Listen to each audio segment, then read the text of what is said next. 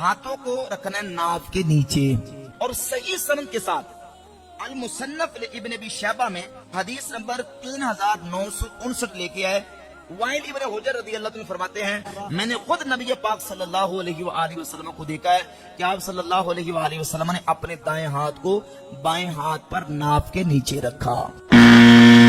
اپنے مسلک کو صحیح ثابت کرنے کے لیے بعض علماء حدیث کو گڑنے تک کا کام کرنے لگ گئے۔ انہیں خوف کرنا چاہیے اللہ کی پکڑ کا۔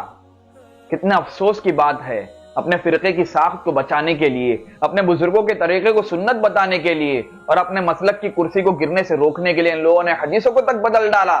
رسول اللہ صلی اللہ علیہ وسلم نے فرمایا جو میری طرف جھوٹ منسوب کرے وہ اپنا ٹھکانہ جہنم میں تیار کر لے۔ انہیں خوف کرنا چاہیے۔ ان لوگوں کا دعویٰ ہے کہ مصنف ابن ابی شیبہ میں ایک اوتھنٹک حدیث موجود ہے صحیح سند کے ساتھ کہ نبی صلی اللہ علیہ وسلم نے ہاتھ ناف کے نیچے باندھے، اور لفظ ہے تحت السرہ۔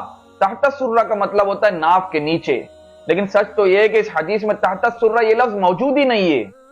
میں آپ کو مصنف ابن ابی شیبہ کے ایک نہیں دو نہیں کئی نسخے دکھانے والا ہوں جس سے آپ کو پتا چلے گا کہ اس حدیث میں تحت السرہ کا لفظ موجود ہی نہیں ہے۔ تو سب سے پہلے میں آپ کے سامنے پرانا قلمی نسخہ رکھ رہا ہوں، آپ دیکھ سکتے ہیں اس میں تحت السرہ کا لفظ موجود ہی نہیں ہے۔ اب دیکھو ذرا، مکتبہ امدادیہ مکہ مکرمہ سے چھپنے والا یہ سب سے پرانا نسخہ، یہاں بھی تحت السرہ کا لفظ موجود نہیں ہے۔ دارالتاج بیروت سے چھپنے والا یہ نسخہ دیکھیے، یہاں بھی وہ لفظ موجود نہیں ہے۔ دارالکتب العلمیہ بیروت سے چھپنے والا یہ نسخہ دیکھیے، مکتبہ رشد ریاض سے چھپنے والا یہ نسخہ دیکھیے، یہاں بھی وہ لفظ موجود نہیں ہے۔ دارالفاروق مصر سے چھپنے والا نسخہ دیکھیے، دارالکنوز اشبیلیہ ریاض سے چھپنے والا نسخہ دیکھیے، ابوالکلام آزاد اکیڈمی سے چھپنے والا یہ نسخہ دیکھیے، اور یہ دارالسلفیہ ممبئی سے چھپنے والا یہ نسخہ دیکھیے۔ ہر ایک نسخے کا متن یہ کہہ رہا ہے کہ تحت السرہ کا لفظ اس حدیث میں موجود ہی نہیں ہے جس حدیث کا یہ لوگ دعویٰ کر رہے ہیں۔ یہ لفظ سب سے پہلے اس حدیث کے ساتھ جوڑنے والا جو شخص تھا اس کا نام تھا قاسم ابن قتلبہ، جو نبی صلی اللہ علیہ وسلم کے 800 سال بعد پیدا ہوا۔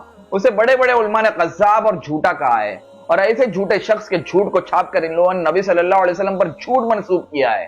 اس جھوٹے شخص کی بات پر سب سے پہلے عمل ادارہ القرآن والعلوم الاسلامیہ کراچی نے کیا۔ انہوں نے دارالسلفیہ کا نسخہ اٹھایا، اس میں تحت السرہ کا لفظ داخل کر دیا، اور انہی کی دیکھا دیکھی طیب اکیڈمی ملتان اور مکتبہ امدادیہ ملتان نے بھی اس طرح کا کام انجام دیا، اور اسی طرح یہ سلسلہ چلتا گیا۔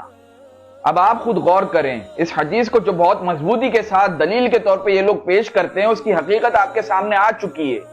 اور یاد رکھنا، حق وہی ہوتا ہے جو دلیل کے ساتھ ہو، نہ کہ وہ جو روایت میں گھسا دیا گیا وہ حق بن جائے۔